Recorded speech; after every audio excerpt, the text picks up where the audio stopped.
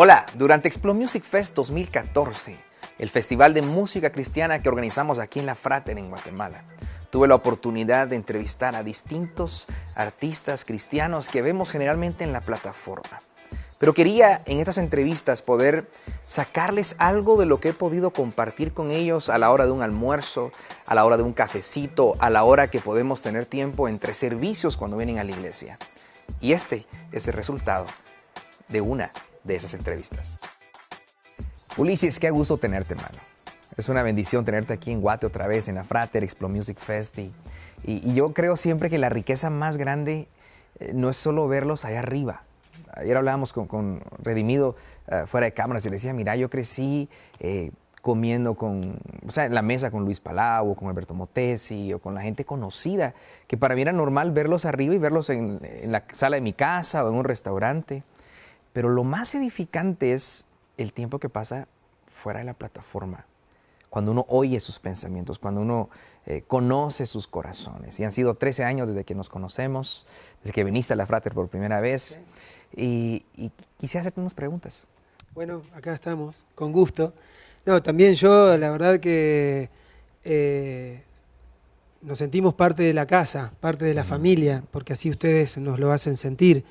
Y recién recordamos, fuera de cámara, aquel primer concierto que dimos en La Frater de la Roosevelt en el parqueo, y que fue hace 13 años ya, la verdad.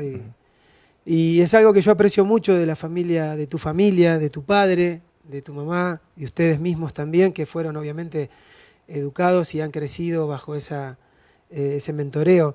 Y la gente también está bueno que lo sepa.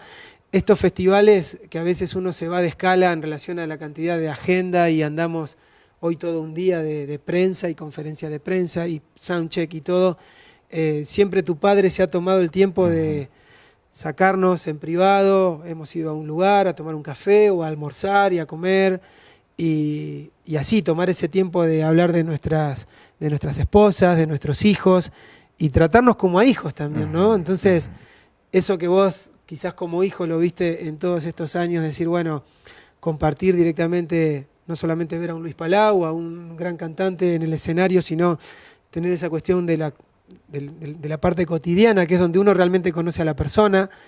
Creo que obviamente tiene que ver con algo que tu padre ha practicado en años y lo ha llevado a toda su descendencia. Así que nosotros realmente lo sabemos apreciar y estamos muy honrados por eso. No, y qué alegre, me encanta porque se repite la historia. Por ahí anda mi hijo con una pelota. Claro. Y quería venir a ver cómo eran las entrevistas y estar acá y juega con los de orden.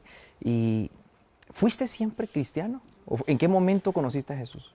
En realidad yo no nací en un hogar cristiano. Dios hizo un milagro muy fuerte en el matrimonio de mis padres y especialmente en una sanidad emocional y mental de mi madre, que tenía problemas psicológicos, de esquizofrenia, de depresión, con varios intentos de suicidio. Obviamente nosotros muchas de esas cosas las conocemos como hijos. Yo soy el mayor de los de 4 hermanos, el único varón y 3 hermanas mujeres. Y yo me enteré de esas cosas de mi madre ya después siendo grande, porque digamos todas esas cosas mi madre las vivió siendo nosotros muy pequeños.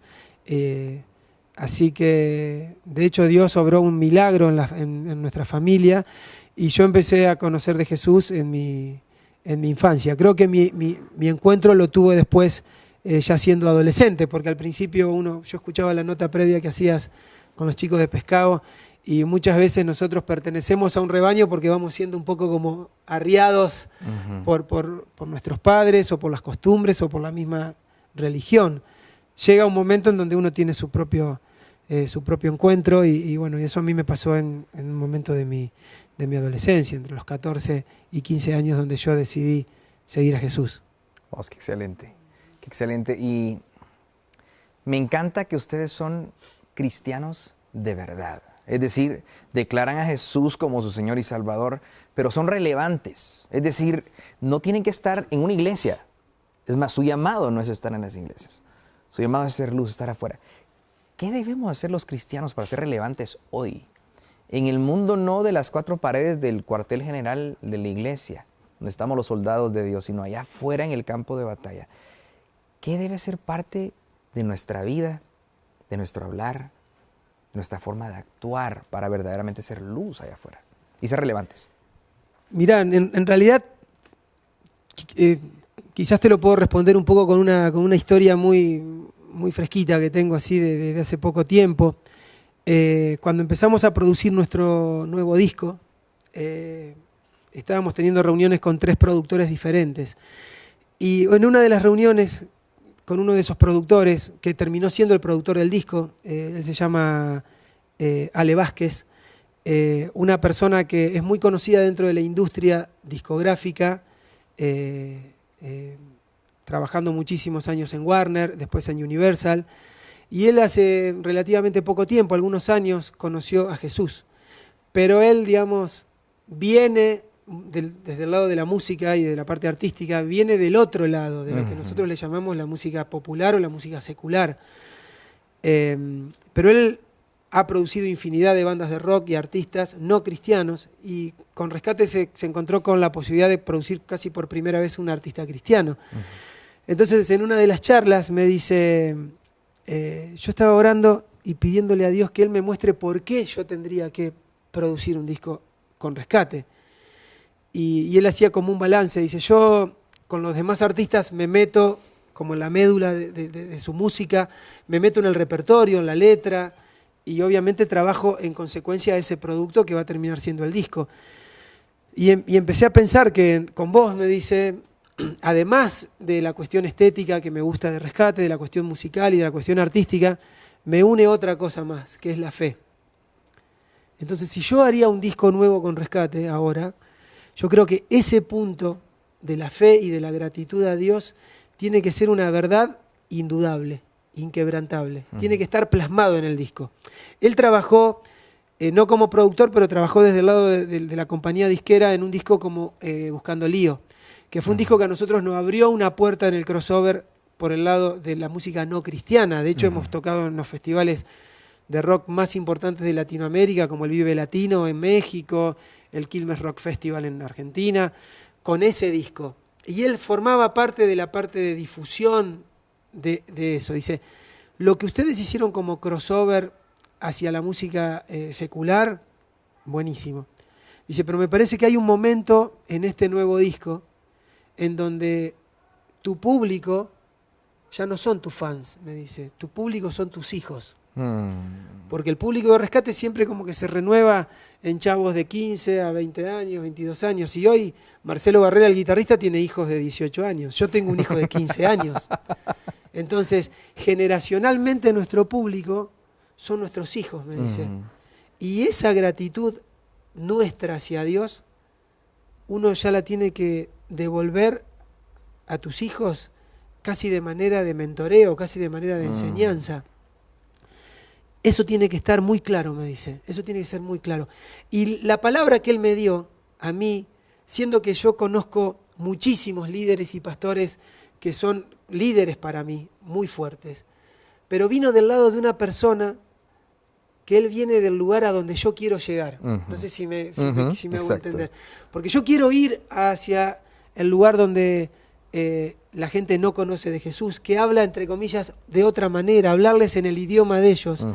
Y que él venga de ese lugar a decirme esto, es algo muy fuerte, porque él viene del lugar a donde yo quiero ir.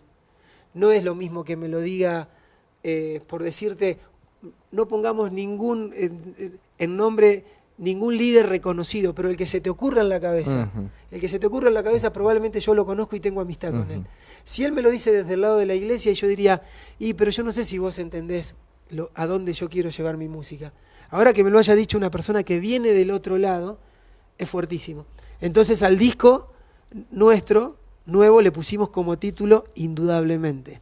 Ese va a ser el título de nuestro nuevo disco. Indudablemente. Y en el proceso de grabar el disco, tuvimos una charla casual, que yo no creo que haya sido casual, con el evangelista Carlos Anacondia. Y esto me parece que responde a tu pregunta realmente. El pastor Carlos Anacondia formó parte de un avivamiento muy grande en la década de los 90, 80, 90. Y él dice, vos sabés que Dios se movió de una manera increíble. Y la iglesia se engordó, dice. La iglesia se engordó. Y quedaron cómodos, engordados dentro de sus iglesias llenas, dice. Y hoy a veces le echamos la culpa a los políticos, le echamos la culpa, no sé, a los carteles narcos mexicanos y colombianos que han invadido el resto de Latinoamérica y que han llenado nuestras calles de violencia, nuestros hijos que tienen, digamos, los vicios al alcance de su mano, la inseguridad. Dice, pero tenemos que hacer una autocrítica, dice Carlos Anacondia. La iglesia se fue de las calles. Estamos pretendiendo que la calle entre a la iglesia. Y la iglesia es muy pequeña para que una ciudad entre adentro. Dice, nosotros tenemos que seguir evangelizando, pero ahora tenemos que evangelizar a la iglesia. Porque le tenemos que recordar esas palabras esenciales de Cristo. Y para mí eso como que terminó de cerrar un circuito en lo que nosotros estábamos escribiendo para el nuevo disco. Tenemos que evangelizar a la iglesia. Y en la iglesia están nuestros hijos. Entonces ahí até cabos de lo que me había dicho Ale Vázquez, el productor. Y entendí de que Dios tiene una manera tan interesante puntualmente de hablarme a mí personalmente, que a veces soy reacio a los estereotipos o a las modas, pero Dios siempre me entra al hueso de alguna manera. Él se encarga de entrarme a eso. Wow, indudablemente. ¿Alguna canción, indudablemente, que podamos saber el título, algo de la letra? En realidad... bueno, hay una canción que en este álbum, a diferencia del álbum anterior, Arriba, que se llamaba Arriba, pero no había ninguna canción que lleve su título, hay una canción que se llama Indudablemente. Y en realidad la canción habla dentro, o sea, obviamente poéticamente vamos llevando la canción, pero me parece que indudablemente es como que cuando algo vos sentís, algo late en vos de una manera que vos decís, esto no hay duda, esto escapa a mi entendimiento, escapa a ese amor terrenal, escapa, eso indudablemente sos vos. La canción es indudablemente tú. Habla de que cuando todo eso se me va de las manos, o sea, cuando todo eso ya no tiene explicación, indudablemente acá hay algo que es sobrenatural. Y cuando entramos en ese terreno, sos vos, Dios, sos vos, no hay otra persona. Y bueno, creo que hablando en términos artísticos, Rescate tuvo como diferentes etapas en sus discos. Hubo una etapa, o sea, llevarlo al terreno del fundamentalismo, Loco, Bartimeo, o sea, esa etapa más fundamentalista de Rescate está, ponerle que la ponemos en este extremo. Y después una etapa más poética en discos como Buscando Lío, por ejemplo, con temas como Tu Coche, El Amor que Sobra, está en el otro punto. Y el productor me dijo, me parece que busquemos los extremos. Yo quiero hacer un disco acá por el medio. Un balance. Que tenga el equilibrio de esta cuestión de identidad, identidad absoluta, y que tenga esta cuestión de vuelo rockero poético. Ahora, si estamos acá en la media, me parece que artísticamente estamos en un balance perfecto, sos un campeón, si tus canciones vienen por acá. Ahora, si te vas a equivocar hacia un lado, me dice, yo prefiero que te equivoques para el lado del fundamentalismo. Porque eso habla de tu identidad y habla de tu fidelidad. Entonces, eso es lo que yo quiero que esté plasmado inequívocamente. Esto me decía esta persona, que a su vez tiene un coproductor que no es cristiano. O sea, él me decía esas cosas. Entonces yo digo, ahí es donde yo digo que Dios, viste, cuando te dice que te puede hablar, porque una piedra te puede hablar, te habla de esa manera, diciendo, cuando vos esquivás todo otro tipo de consejo que te parece sobreentendido o religioso, no tengas problema que vos sos mi hijo, yo voy a saber cómo entrarte. Yo te voy a entrar de la manera que vos necesitas. Y a mí Dios me fue hablando para este nuevo proceso de esta manera. Excelente. Vos hablabas de la palabra padre y ayer, cabal, en la noche, hablábamos con Redimido, con Willy, yo le decía, vos sos un papá para muchos. Y esos son ustedes. Ustedes entran a la habitación de cualquier chavo, de cualquier chava. Ellos los oyen, ellos los ven. Y no son solo los de 15 a 22. Yo conozco chavos de 40 que te ven como un papá, como un mentor, como un modelo, como alguien que desean ser, porque te ven en medio de las pruebas o crisis que puedas enfrentar, tomado la mano de Dios. Y hay algo interesante en tu paternidad espiritual, pudiéramos decirlo, hacia los demás, y es que la gente quiere solo ser músico o la plataforma, pero vos sos más que eso. Secularmente estudiaste, sos arquitecto, también trabajas de eso. Sí. ¿Qué puedes decirle a todos los chavos que te ven y quieren vivir una vida solo en paz y amor y sin prepararse y agregarle valor a nuestra sociedad y a través de sus buenas obras predicar del amor de Dios? Bueno, yo pienso en primer medida algo que nosotros siempre hemos volcado en nuestras letras, más allá del estilo y que cada disco tiene un poco su identidad, es que nosotros nos hemos mostrado tal cual somos. Y creo que esa honestidad es lo que percibe el chavo, ¿viste? Y especialmente uno, para entrarle al corazón del adolescente con careta no podés, porque no te cree. Y ahí ya genera un escudo. Entonces, en esa cuestión es como decir, si uno genera identidad con los chicos, porque ellos dicen, pero al final este flaco es como yo, es de carne y hueso, o sea, tiene miedos, tiene batallas perdidas, tiene sus dudas, o sea, no es una persona que yo lo estoy viendo en otro plano. Entonces, hoy yo que tengo mis charlas existenciales aprendiendo a ser padre con hijos de 15 años, una hija de 11 años, es obviamente bajarles estas cosas que tienen que ver con la carrera de la vida. Y yo lo que hablo hoy con mi hijo también es músico. Imagínate además, es músico, hijo de una persona que en cierta manera para los cristianos ha sido exitoso en la música y ha trascendido y sus letras se cantan en diferentes países. O sea que a él también le puede entrar como el bichito este que le pique en la cabeza de decir, yo quiero ser como mi papá, pero ¿por qué querés ser como tu papá?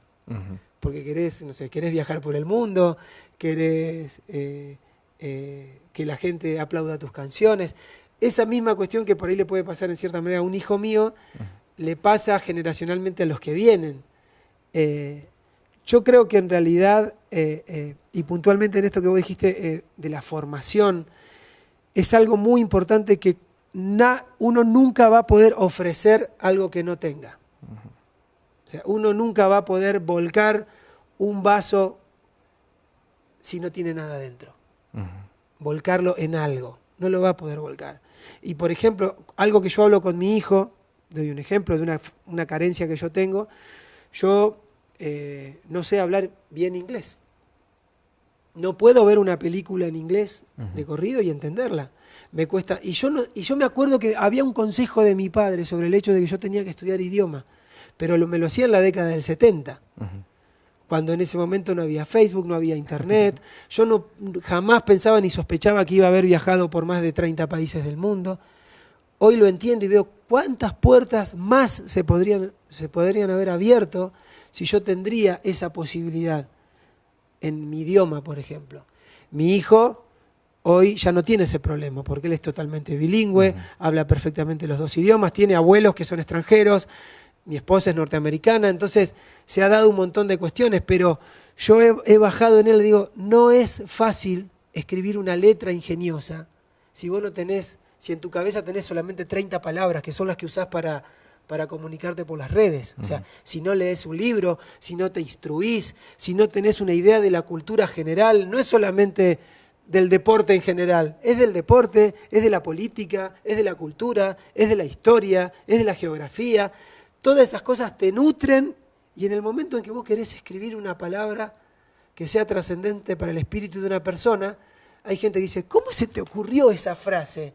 Y porque uno en su maleta tiene un bagaje de mucha información. Y el momento de adquirir información es la niñez y es la adolescencia. En ese momento uno está como una esponja y agarra todo lo bueno y todo lo malo. Viste que es el momento en donde uno se le pega todo, se te pegan las buenas compañías, las malas compañías, los buenos y malos hábitos, y es el momento de tener buenos hábitos, porque eso es equipaje para el resto del viaje. Entonces, yo le puedo decir eso a los chicos. Yo no sé si vos vas a ser un excelente músico, un excelente empresario, un político que tenga una palabra que cambie el destino de una nación, de una ciudad. Ahora bien, esos hábitos uno lo aprende de niño. Uno de niño aprende a ser un buen amigo o aprende a ser tramposo. Uh-huh. Uno aprende a ser honesto o aprende a hacer trampa o a robar. Uno lo aprende de chico. O sea, entonces no tengas duda que cuando seas un político y tengas 40 años, si no aprendiste a ser honesto en tu niñez y en tu adolescencia y hacías trampa jugando a los jueguitos electrónicos, y probablemente cuando se te presente una coima importante para dar un contrato y bueno, probablemente ese mismo gen te va a afectar. Entonces, el momento para aprender lo bueno y lo malo es la adolescencia y la niñez. Entonces, ahí está todo. Entonces hay que ver cómo uno puede aprovechar ese tiempo. Eso es lo que yo le tendría que decir hoy a mis hijos y generacionalmente a mis hijos en relación al público de rescate. Excelente. ¿Estás construyendo algo ahora? Estamos haciendo un par de proyectos de casas de vivienda social y también estoy haciendo un par de casas, 2 o 3 casas. Vengo de hacer una casa para mí, donde, bueno, obviamente estoy muy preparado porque he tenido la clienta más difícil de todas, que es mi esposa. Una clienta que la tenés en la cama al lado tuyo y a las 12, 1 de la mañana te dice, escúchame, el amoblamiento de cocina, ¿puede ser? Y saca su iPad y me da todo. Imagínate una clienta de esas, salís como el mejor arquitecto del mundo. Así que ya he pasado esa prueba. ¿De qué manera influyó la arquitectura en la línea visual de rescate?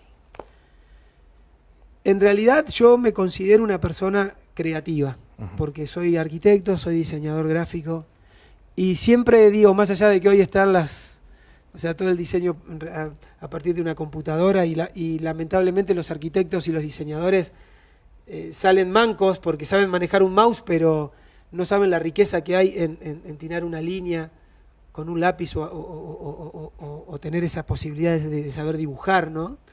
Hay una sensibilidad especial en eso. Yo creo que una canción y un edificio empiezan con un papel en blanco.